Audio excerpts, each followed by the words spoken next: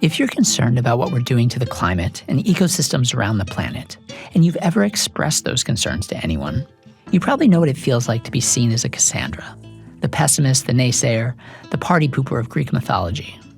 But the part of the myth we often forget is that Cassandra was a truth teller. She was right. The theater artist and activist Laura Dunn has brought the myth of Cassandra into an uproarious cabaret musical called Live Prophets Live, where Cassandra is a scientist who journeys into the underworld, where she meets many other truth-telling, troublemaking prophetic women from across the ages, and confronts the very modern problems of climate change and ecological catastrophe.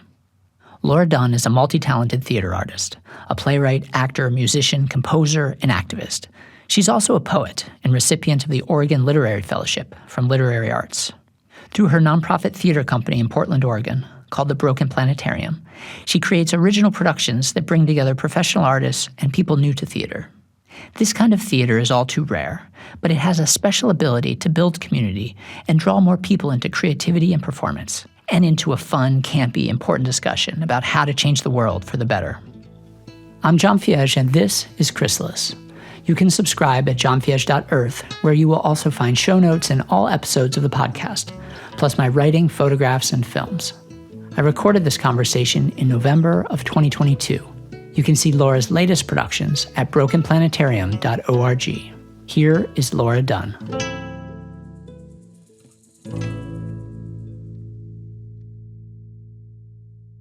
Can you start by telling me the story of Cassandra from Greek mythology and how you decided to adapt that story into your cabaret musical, Live Prophets Live? Well, as I remember it, and I've not been reading mythology for a decade, but I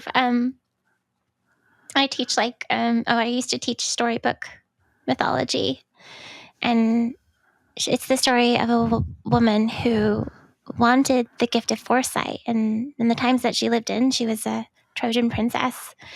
You can understand, she wanted to know what was going to happen. I think a lot of us can relate to that, wanting Yes. to know what was going to happen, right? Especially But it's today. a curse to actually know. Yes. And so, Apollo is one of those predator gods, and he is like, okay, I'll give you the gift of foresight, but then you have to sleep with me. And she doesn't want to,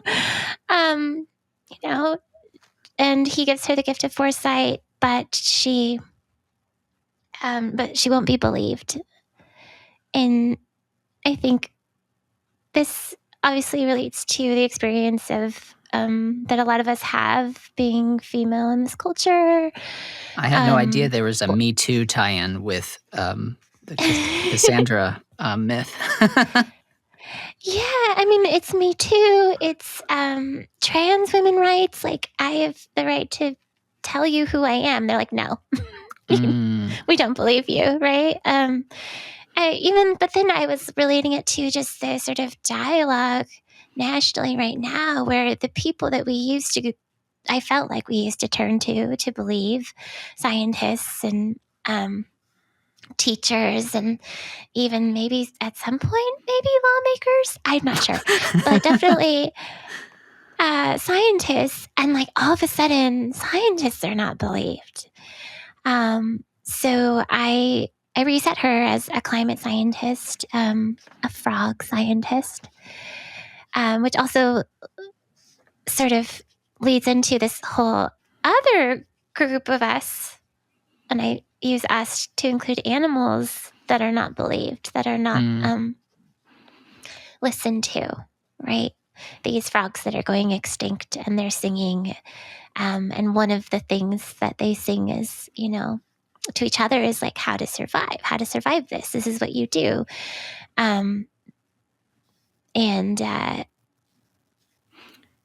can't hear it. Well, and interestingly, humans. It's the amphibians that are some of the first to get impacted by a lot of environmental problems, including climate change. Absolutely. And we're trying to, figure out how to survive this as humans, and they're trying to figure out how to survive this as amphibians. And, I I love that they sing songs to each other to tell each other to get to high ground, or this is the best place to lay eggs, or to mate, you know. Oh, cool. Yeah, tell me about that frog research you did for this. It was really just like this one website. I can't actually remember it. I should have looked it up again. I was just this one website of this person who was just like obsessed with red-eyed tree frogs. Oh, wow. And I just became, you know, just enthralled with it. And it really resonated because I think like it personally, interpersonally, and just as a people and as a living beings, we're trying to figure out how to survive. And, you know, one of the ways that I've survived is song and story. And that resonated with me, that she would find her voice in this sexy underworld cabaret. Of course. So tell us about this underworld. What happened to her? How did she get there? And then what happens after that? So she is living with a partner in the pandemic, and the relationship sort of unravels, and there's abuse, and she's trying to get out. And so she accepts funding to study endangered species, the red-eyed tree frogs. And so she goes to a Florida island that she knows is drowning. And this is sort of the difficult part with mental health, is that it was a kind of giving up to go there and do this research in an island that she knew was going underwater, and to not leave and just continue to try to save these tree frogs, document these tree frogs, even though she knew that she was not going to survive. And she does drown, and she goes to an underworld. It's the end of the roadhouse. It's a roadhouse where prophets, female prophets, femme prophets go when they die. As Hildegard von Bingen, the mother hen of the group, calls it, the biggest little show of "I told you so." So there's just a bunch of femme prophets that are really pissed off because no one believed them, and they do these cabaret songs about their experience not being believed and where they've found their power. It sounds very strange when I summarize it, but I swear it makes sense. It makes sense on stage. Yeah, and she runs into all these feisty, troublemaking historical figures, from like Joan of Arc to Octavia Butler. Can you tell me about each of these characters she runs into, and kind of like what comes of those encounters? Yeah, so the first person that she runs into is Hildegard von Bingen, where she has found her power being sort of the MC mother hen of this crowd of prophets. And her, and this is so not Hildegard von Bingen, but she becomes just a very like customer-centered capitalist dom figure that's just like on the team of, hey, let's just make the most of where we are heard, which is in the underworld, you know. Tell me about the real Hildegard. Who was she, and what is she known for? Well, the real Hildegard, as I understand it, was definitely a free thinker, a rebel. She, stood up to the Pope. She had these. She was a composer. She had these amazing, very strange prophecies that some people believe. They're highly metaphorical, but some people believe they foreshadow even what's happening now. And there is some evidence that Hildegard may have been queer and had a relationship with her scribe. So she was definitely someone that I think of as being able to think for herself, even within a cloister, even being shut away from the world. Her mind traveled outside those walls, and her voice traveled outside those walls. But then I reset her as like, because I wanted her to go on a journey. So when she gets to Underworld, she's like, okay, I'm going to be the boss here. This is like my Abbey, but we're now wearing like pasties. And just like she has that bitterness of like, it didn't work. People didn't listen. So now I'm going to, run this place, make a profit. And she goes on a journey, and Joan is also her like goody two shoes. Joan of Arc is like her goody two shoes, who's also like, nobody listened to me. I was burned alive for what I said, or actually, she was burned alive just for wearing pants, which is fascinating. But yeah, people turned against her, even though she, saved France. And so these are two that I start out. They're like, this is our place now. This is what we do. Hildegard's the boss. Playing on that trope that the only way that women will be listened to is by taking off our clothes, and they're giving into that. They're kind of like, this is how we're going to do it. We're too bitter about trying to be heard otherwise. Right, and the title Live Prophets Live, it has the your play on the Live Girls Live. Yeah, exactly. Like Live Prophets Live, but it's also, as I said before, it's a play on live, like live prophets live, because Cassandra ends up having the choice to go back, and this has never happened before. But they want her to go back.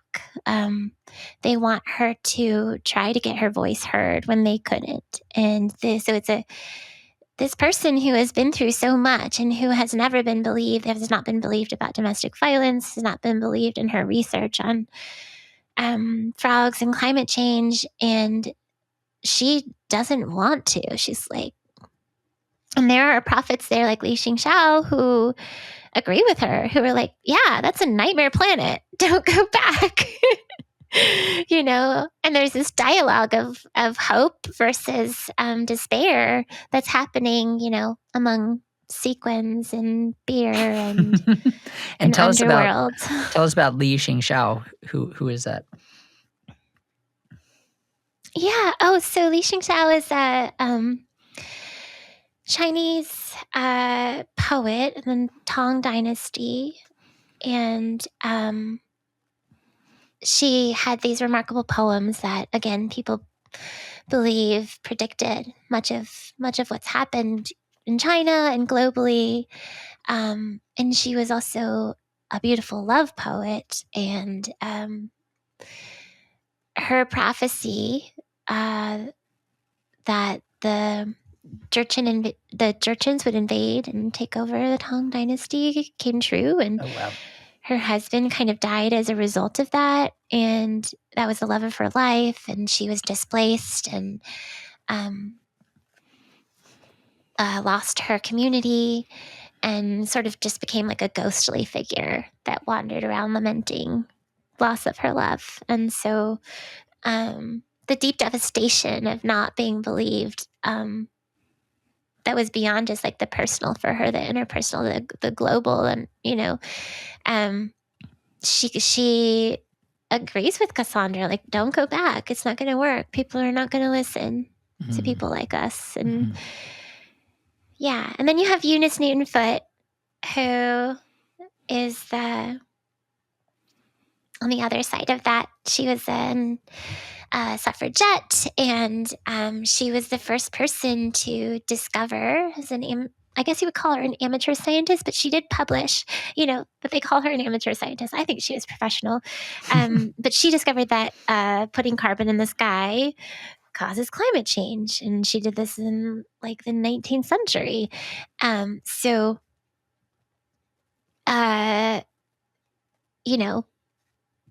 Most people have not heard of her. Right.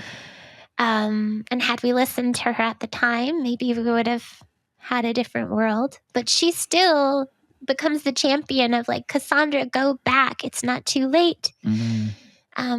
you have a privilege, you have a voice to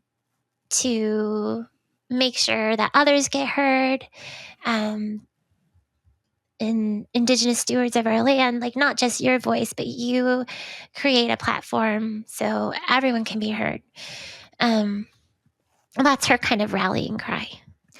And is that because, is that the climate change tie-in there too? Of like she knows what this threat is? And is that part of it? How did you kind of assign the different personalities of the historical figures to, counsel Cassandra in different ways?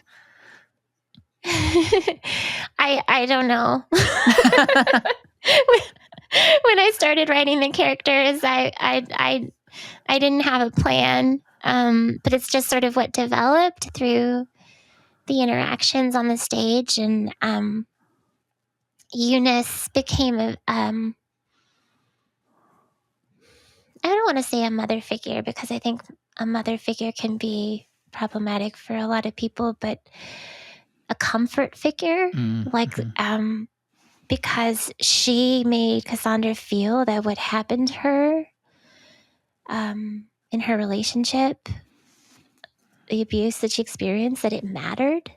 Because, she went through this during the pandemic where nothing else mattered but not getting COVID. So she had nowhere to go but this island, Yeah, and it can really make you its own pandemic during the pandemic that is not talked about very much. Yeah. It can definitely feel like, if you already don't feel like your voice has mattered, then to feel like, well, nothing else matters but not getting this disease, which also is very fair. But her life was, directly in danger at that moment, and she had nowhere to go. And so if this figure, this Eunice Knittenfoot figure, starts out being wasted, when she comes on stage, she's really drunk and she's bitter. And there's something about Cassandra, especially when Cassandra first sings, that strikes a chord that makes Eunice think, oh, it's not too late. Even though they didn't listen to me, it's not too late for someone to be heard. And then she really makes Cassandra feel like her life matters, like her voice matters, just from the attention to her, to the real seeing of another person, which is, it's a metaphysical thing. I can't quite describe it, but I think that is very healing. And that person who played Eunice Knittenfoot was that to me in my life. And oh, really? And so it was kind of strange being on stage and seeing it reenacted. It was like with this person. Strangely it was a very strange process. Yeah. I wrote very close this time around to, like, usually there's like a lot of distance between if I do put anything autobiographical, but this one was just like needed to come out. It was just like, and I was like, what did I do to myself? This is a little sadistic. But it was also very meaningful. And that, that person playing that part was important because she got it. She was there. She was there. And so when she could play it on stage, it's such a subtle thing, but it's a real thing to just see another person and make them feel like their experience matters. Right. Oh, that's super cool. Well, what are some of the others? I love these stories. The other prophets? Yeah, I love these stories of them. Let's keep going through them, if you don't mind. Yeah. So there's Octavia Butler, who is the powerhouse of devastating hopefulness. And for those who haven't read her work, tell me a little bit about her. So, she writes sci-fi. She's a one of the most renowned sci-fi writers, and she exploded a genre that was just white men, and she was just this brilliant Black woman writing these stories that when you read them, you're like, how could you have known? You're writing 2020. You're writing 2022. How did you know? It's eerie. And I can't really describe it, but I feel like they're so violent. The stories for me, I'm completely not able to handle. I can't watch movies. I can't even watch Star Wars. And yeah, this is a joke in the play, but someone was like, "You're an empath. You should read." Like Octavia Butler, she has this book about an empath, and I tried to read it, and it was so violent. I threw it across the room, and I immediately joined Bumble. I was like, there's nothing I can do right now. Oh, goodness. Even the books and the words on the page.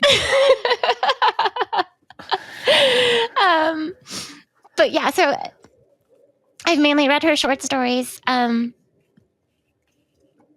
what was I saying about that? So, and she's on stage, and she's sort of just this figure that I kind of had her just know that Cassandra was going to go back. She wasn't worried about it because she knew, because she had written these stories about people who felt so much that they felt like they couldn't handle this world unraveling, and yet they persevered, and they did try to make a new world. So I had her kind of be the one that's like, don't worry about it, you guys, it's gonna happen, it's gonna be fine, she's gonna go back.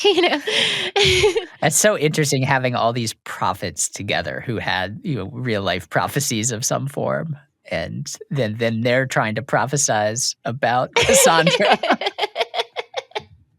Yeah, and there's a lot of egos, and there's a lot of sparring, and they almost have this repartee that is a little sharp, but it reveals actually the closeness and the respect with which they have each other, for each other, and that comes across slowly and more until at the end of the show they're all standing together. They're forming this this circle around Cassandra of real sisterhood and strength. Yeah. Cool. And I Natasha Cote, who played Octavia Butler, she wrote a lot of these people, like Joan of Arc, Lena Naverson, these people wrote the songs, and the songs came before the script. So that also informed a lot of how I wrote the character. What does that process look like?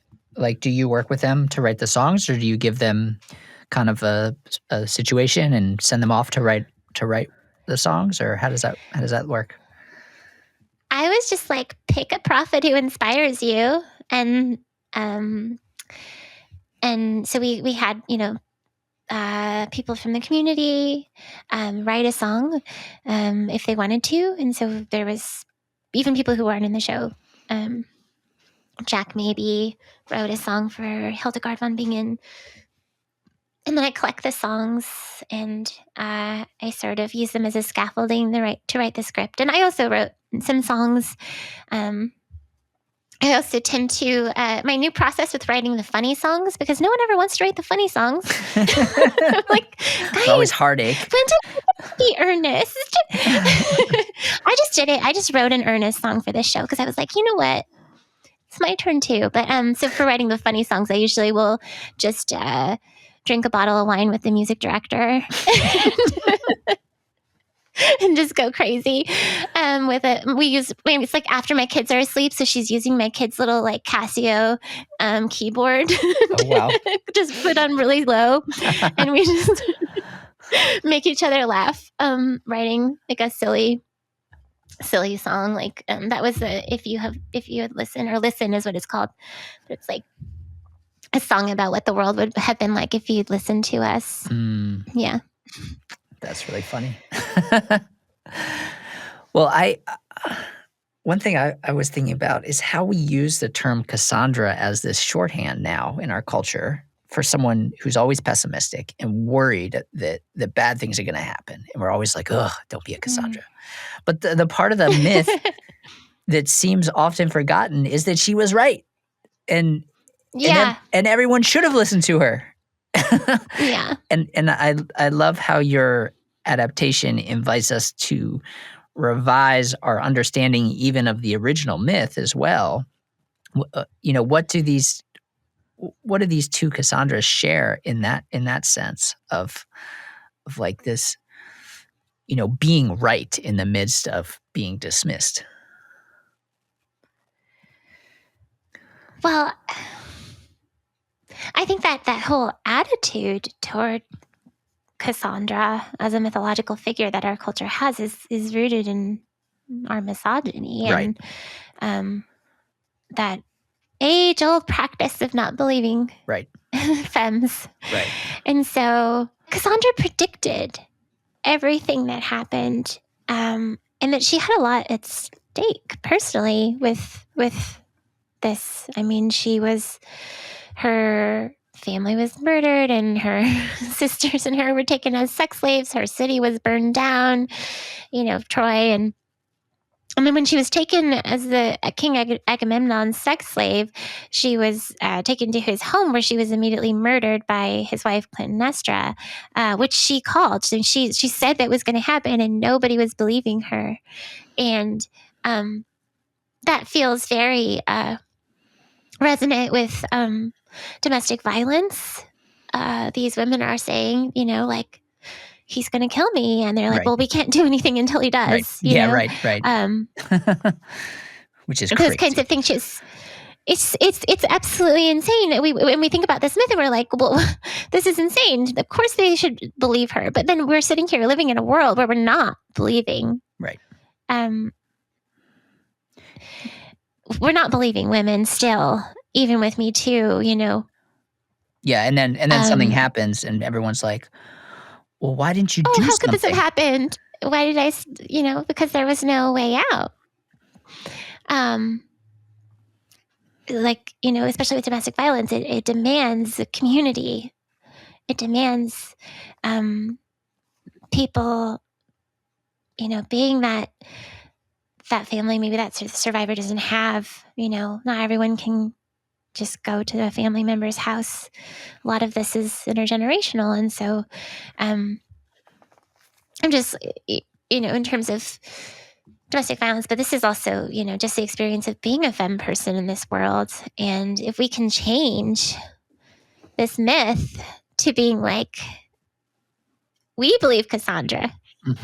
Right. We believe Cassandra now, right. to like that, not the trope of like, oh, this is a drag person who's just saying all this bad stuff's going to happen, to like, we actually view Cassandra being like, oh, this is the person we should believe. Remember what happens, Right. Which is very climate scientist. I'm just like, this is a person who should be believed. We're literally seeing what they said would happen. Yeah. Our world is on fire. Well, and, in a strange way, it's comforting. Like, there's all this, we talk so often with climate change about how unprecedented it is. And like, this has never happened before. But I love these stories that you're putting in conversation with climate change, because it revises that a little bit. And it's like, actually, we have seen this before. Yeah. This is not that different than these things that have happened in the past. It wasn't about climate before necessarily, but we've seen this dynamic play out. And these, climate, the challenge of climate change is all about power, and all about who has power over what, and who owns what, and who holds the levers of change in society. And that part hasn't changed at all. And who gets to say what matters, Right. Like this, you can have a scientist that say these tree frogs matter. Right. Or this woman's life matters. Well, we're being told over and over and over, like jobs matter. Not that that's a true thing that's happening, that we're getting more jobs by There's inflation. Stop everything. Throw out all the laws that protect anyone or anything because there's inflation. Yeah, and they're saying like, oh, that's what matters. And it's just like, I feel like listening to other voices helps us to understand other things that matter. I've been learning so much from Indigenous creators who have blown my mind about how you matter as a person.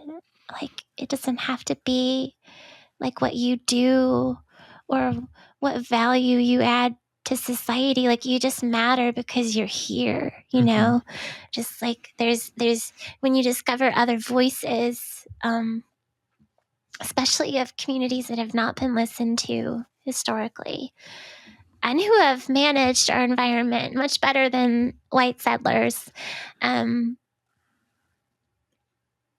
It's just like your mind can be completely changed. Like, it's not just that Cassandra should be believed. It's that a Cassandra voice can be an awakening. Right. Well, and what I love about what you're doing is it's a mindset that you're talking about. It's not a situation. It's, this thing that we run into with domestic violence all the time of just like, believe victims. It's like a simple concept, but it's so important. And it's not just about domestic violence. It's not just about climate change. It's like it's a mentality. It's a way of approaching the world, of believing people who have good reason to be believed. Yeah, I think so. I think, and just this idea that we matter to each other. Right. Inherent value. And I include all living things in that. Yeah. Like, okay, so the red-eyed tree frogs are not contributing to the economy, right, but they matter, and they matter in terms of like every little peg in an environment is essential to survival. In some way, we can trace our survival to the survival of red-eyed tree frogs or, polar bears or whatever you want to say. I'm sure we can trace that we need them. And not that it's just like human-centric, but we need each other, and we need that feeling that every little peg in this world matters. That mentality. Can we just do that? Yeah, right. Can we? It's in the edict. The Edict of Portland. It all matters. Oh, yeah. Henceforth. I'm not sure that that's Portland, but... Well, just because you're saying it from Portland. That's how it got its name. Oh, okay. Because Portland's not really making all humans seem like they matter right now, but that's a whole other podcast. Right. Yet another podcast. Yeah, so you talked a little bit about your process, which is super interesting, of, starting with songs, and you kind of hinted at, involving people who aren't even in the production, people don't have experience doing this. I was just, you've got this really interesting circuitous route you went through to get to what you're doing today, including poetry and music and activism. You have, you're a mother, you have a day job. What are these various parts of your life in the path that got you here? And how does that go? How does that kind of play into this process that you've come to for creating these works? Yeah. I was handed a poem, and of course it was a Mary Oliver poem in 8th grade. Nice. Wow. Mary Oliver my teacher continues. My teacher gave it to me, and I think it saved my life. It got me through a bad situation that I grew up in, and but then I followed it, and I followed poetry academically because that was what you were supposed to do, so I got an MFA, I got my BA in English, and I got an MFA, and I taught at a prep school and was trying to publish and work my way. And I was just like, I do not feel connected. Like, I do not feel connected in the way that I first did when I first met a poem, Right. And you would publish and you would hear nothing. And, you're just like, does this matter? Is this any sort of like Michael, just point of connection? And then I just I moved to New York, not on purpose, and Not on purpose. There's a story behind that. there is. It involves black bears and banjos, and But anyway, so I moved to New York not on purpose, and I was not in love with poetry because I had done it in this like very academic, I felt cold way. And so I fell into folk music because I'd met a banjo along the way, and I was making music, and I had a band, and then two of my bandmates had a theater company, and I started writing for theater, and then they cast me as a sea witch, and I was like, this is my role. And I was just addicted to theater after that, because one of the things that I love about theater is the making of it together, and how this comes back to every little peg matters. When you're making theater, every little peg matters, like every single person. And I was making theater with Rady Bloom, theater company in New York. And then I moved back to Oregon because New York is not my natural habitat. I was like a red-eyed tree frog in the desert. It's just not gonna.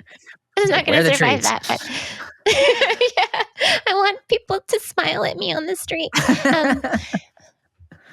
So I moved back, and and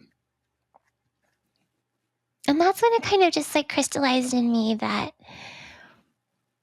like, it's come back to this Cassandra thing. It's like, we have these blocks of like who an artist can be, and they have to go this route, and it has to be done this way, and it's so fucking boring and cold, and only certain voices get out. No doubt. Sorry, am I allowed to cuss? I meant to ask if I was allowed to cuss. Yeah, for sure. Okay. I would love if kids listen to this show, but I doubt they will. So. And if they're ready for this show, they're probably ready for you cussing. So.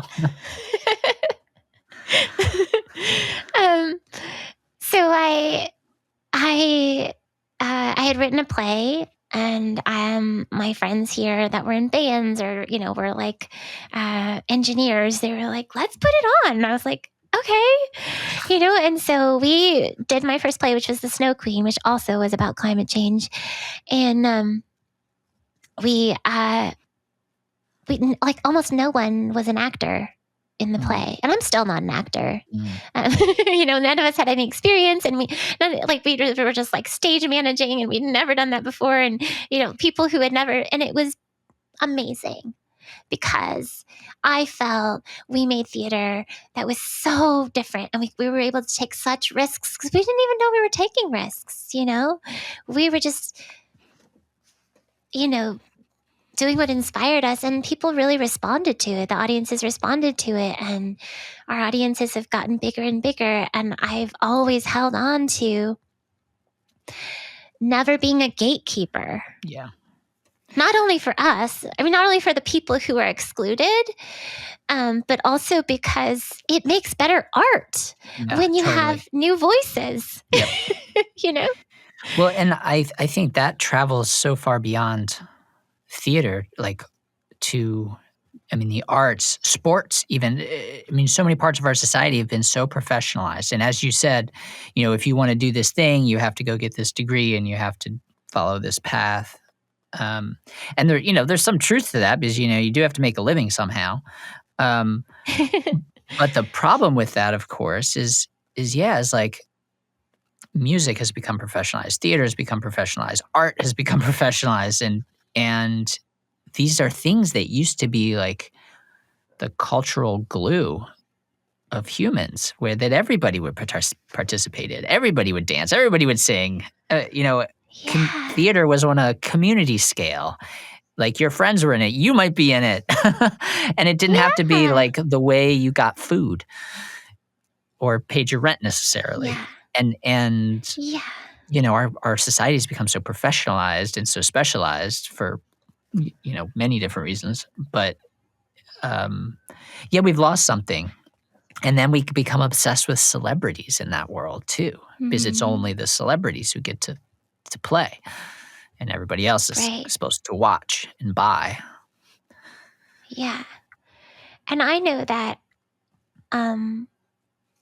I've always gone to art, mostly to the page, to survive. And I hate that some people don't have that Mm, access, mm, because it's really hard to survive this world. It's really hard. We need every tool that we can. We need each other, and we need expression, and part of that expression is like what you can express what happened to you, and it can feel like it matters, you know? And I want people to have access to that. And I don't want doors to be shut because they're not trained, or like right.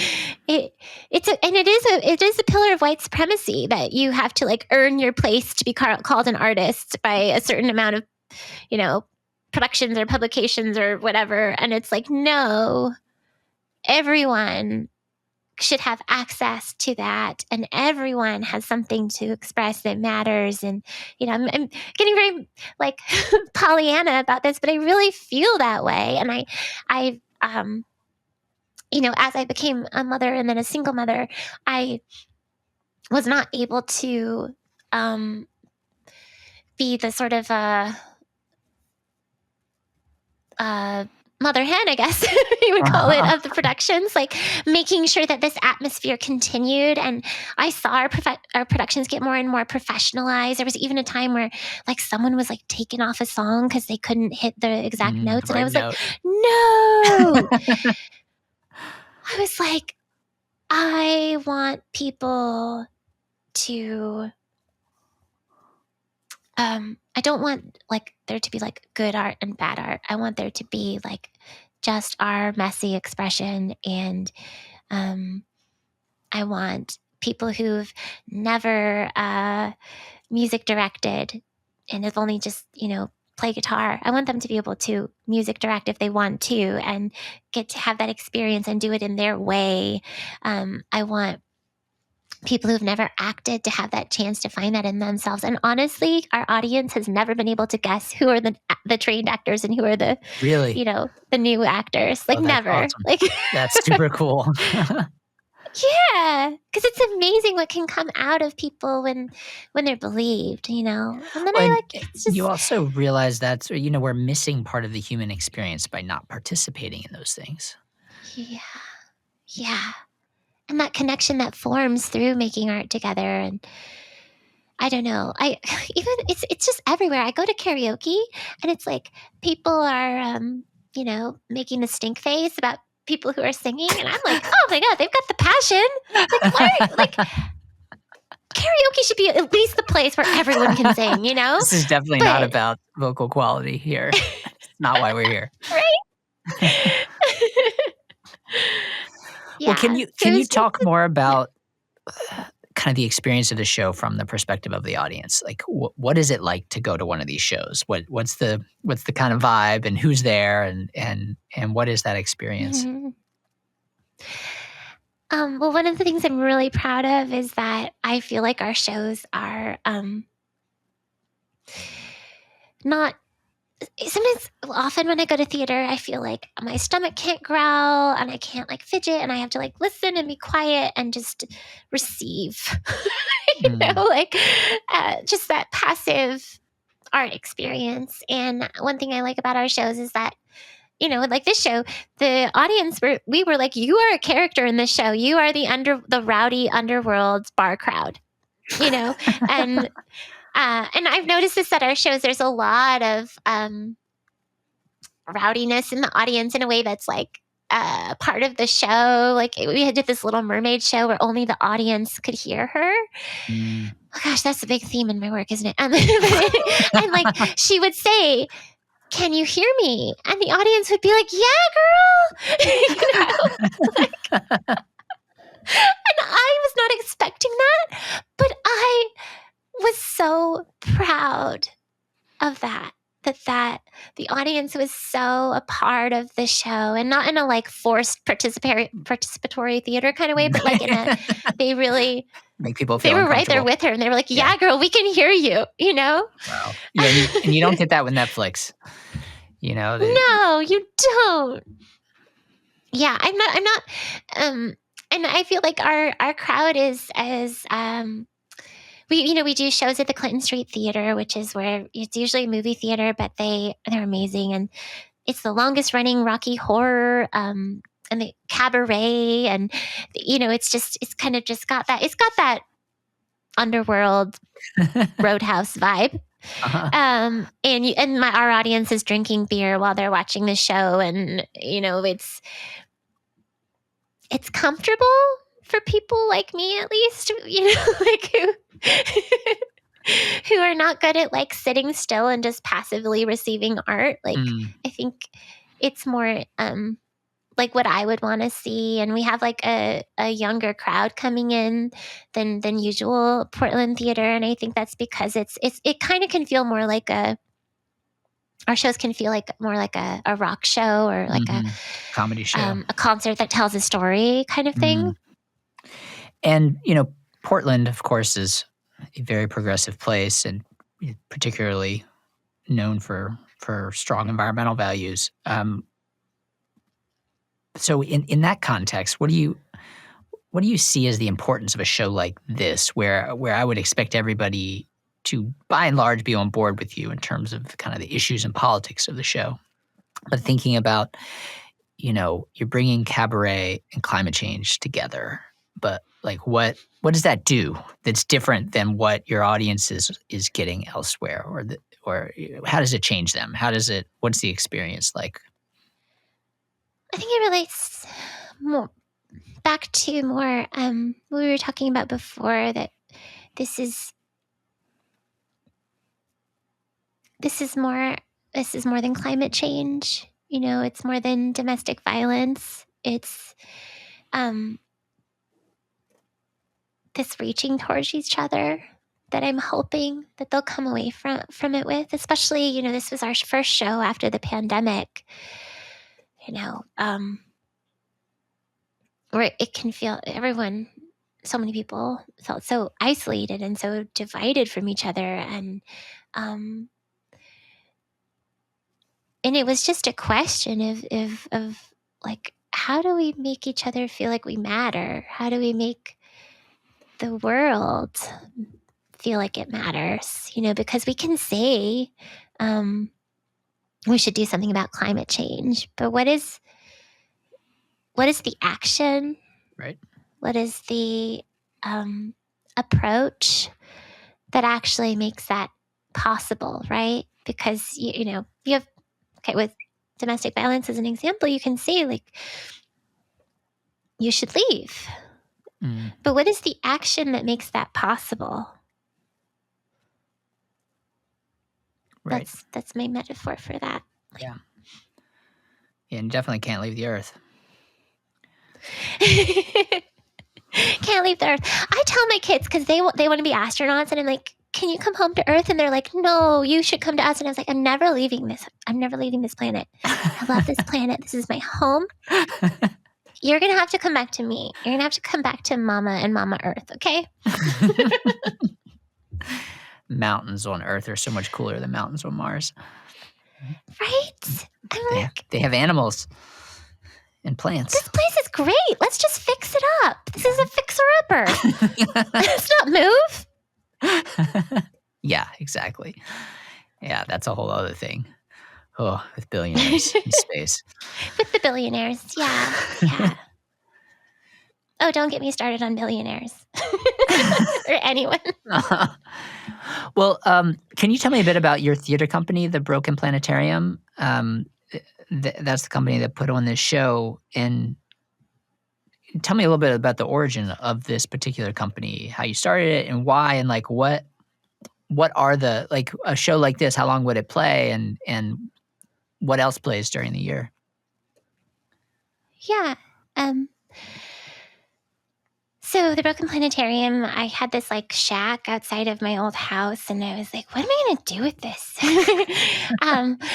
And I had attended a songwriting circle in New York that was run by these, they called themselves old fogies that had been doing this songwriting circles for years, every Monday since the 60s. Wow. And I had been part of it, and I loved that practice of like making something every week. And the way that just kept my brain flowing. And so I was like, when I moved back, I was like, I want a way to keep this going. And so I started just like a creative group called the Broken Planetarium, and we would meet in my little shack. And and then people were making all kinds of forms of art. And one of the things that I was making as I was writing the play, The Snow Queen, my first play, and then that kind of tumbled into like, well, let's put it on. And there's a theater festival, and the Fertile Ground Festival, which is such a, I don't know if it's still happening, but it was such a beautiful place for new theater makers to platform their art. And so that's where we put it on, my friends and I, who had no theater experience. And then I saw how beautiful that was, and I was like, let's make a theater company. And we had more and more theater people who wanted to get involved, so then it kind of became the point of the Broken Planetarium was like to bridge professional artists and people who had not had access to making theater before, and just making really interesting theater out of that collaboration, right? Because it's not like just the professionals teaching the people who no, it's not that at all. It's like everyone's ideas matter, and we're going to make. And then we do make really different theater. I think Willamette Week is my favorite quote about us. They call us scrappy, but making some of the most imaginative theater in Portland. And I was like so proud of that. I was like, yes, that's us. We're scrappy and imaginative. And I think that's a product of like opening up to anyone that wants to make theater. And then we make no profits. Any profit that we make on the shows, we give to our artists. And then, all the grants we write, it's like our first and foremost thing is like paying the artists. So yeah, our sets are made of cardboard, but our artists are getting paid as much as we possibly can. And that makes it accessible. It makes it accessible to students and people with families. I'm a single mom. It's like, it would not have been possible if I couldn't pay for childcare. Right. So we're trying to make it financially viable because we do live in capitalism, unfortunately. And we're trying to make, I am really, and this is something that I have to keep cultivating over and over each production, is to like make it comfortable for people who don't feel like they have an authority to give an idea. I'm like, no, you do. Like, we want what you have to say. And that's something that's really hard to keep going. That I have to constantly be re-strategizing. And we do right now one production a year, and it's about a 2-week run. And I would love to do more, because so far I've written all of the shows, and it would be great to like have enough funding to do to get new playwrights out. And it's really can't a lot of it has just been me as the driving force. But I really realized recently I need to sleep at night. Helpful. So I'm like, I need and unfortunately we do live in this world where I need board members. And so if anyone wants to talk to me about being a board member, because that's awesome. If we had like really strong board members, then we could do so much more. Yeah. So wait, is it a nonprofit, like an official nonprofit? Yes, it is. Yeah. So that's already Yeah. incorporated 501c3. as a nonprofit. Oh, that's cool. Yeah. Great. Yeah. Well, and that also makes me think about this other interesting parallel with climate, which is, for so long it was climate scientists who held the authority on climate and what's happening and what we should do, in a way. And one of our problems is we have this huge portion of the population that won't listen to them despite their expertise. But the other problem is that we left it to them, and Mm. they didn't have the solutions. The solutions are really complicated. Figuring out what's happening is one thing. Figuring out what to do because that's happening is a whole other thing. And so this idea of everybody can become a part of the conversation about what is happening with the climate and what we should do about it. We all have to be part of that conversation.